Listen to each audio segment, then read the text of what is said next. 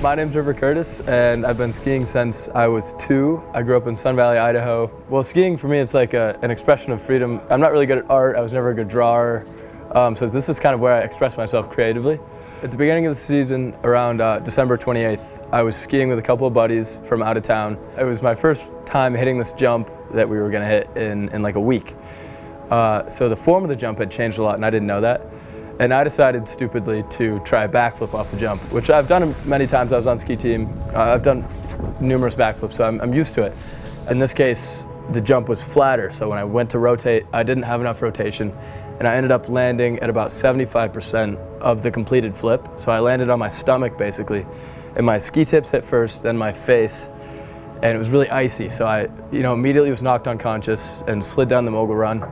I got to the bottom, got to the ambulance, and then was taken to a local hospital. Spent about an hour there, and then was life-flighted to St. Alphonsus Trauma Center in Boise, Idaho. River was evaluated and arrived at our hospital. Ultimately, was found to have multiple injuries, including concussion, injury to his spine, and also injured carotid artery. And that turned out to be his biggest trouble down the line.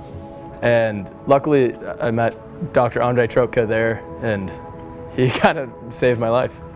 I complained about some pain in my neck area. They did a CAT scan and realized that I had dissected my carotid artery. So that means that it was kind of pulled more than it should have been. And instead of, usually they're about 7 millimeters in diameter, mine went to being about 14 in just this one section. So it looked like it had a little grape in it.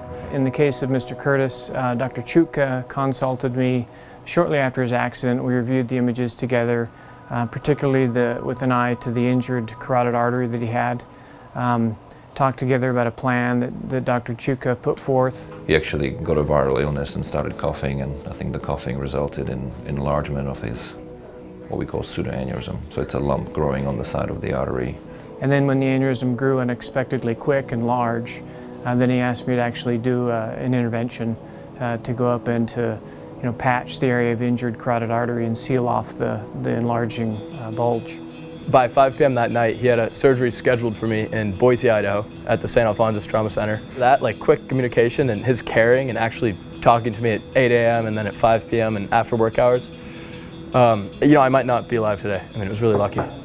This whole process has been eye-opening, and I mean, you always say, you hear stories, near-death experiences, they change your life, and I mean, truly, I couldn't be more thankful. I mean, it's given me a new lease on life, given me a new appreciation for just walking around every day. And I'm very proud of our collaboration, at St. Alphonsus, because it is, St. Alphonsus has a lot of good people, and I think a lot of times it takes simply bringing them together into the team that makes a difference. It raises the game quite a bit, just to the benefit of our patients.